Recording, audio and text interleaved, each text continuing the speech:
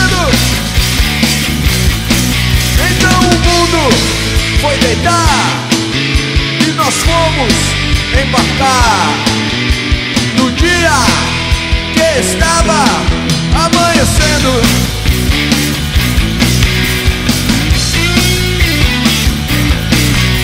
Eu acordei voando, com alguém perguntando se minhas dúvidas tinham sido saciadas.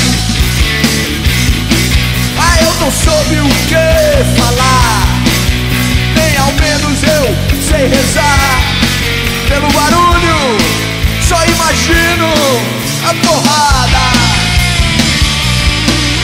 Posso usar a intuição, posso chamar pela razão, espalhar as minhas cartas sobre a mesa.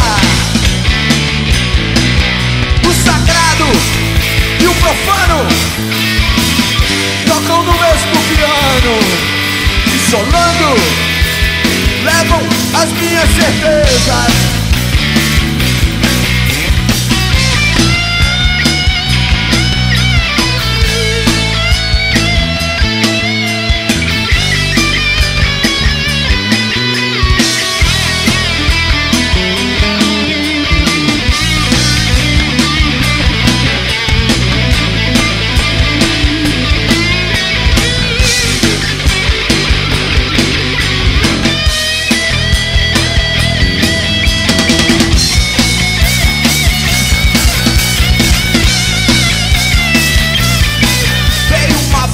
Do alto-falante se fazendo de importante, mas eu sorrio quando o assunto é muito sério.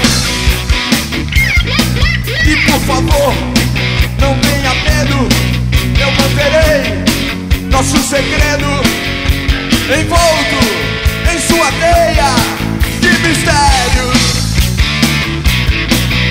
Como um peixe no aquário, eu fico olhando o cenário. O meu orgulho ainda é um prato cheio. Por isso é que eu penso em mim, ao invés de qual será o fim. Eu não sou passageiro, eu sou o passeio. Eu não sou passageiro, baby, eu sou o passeio.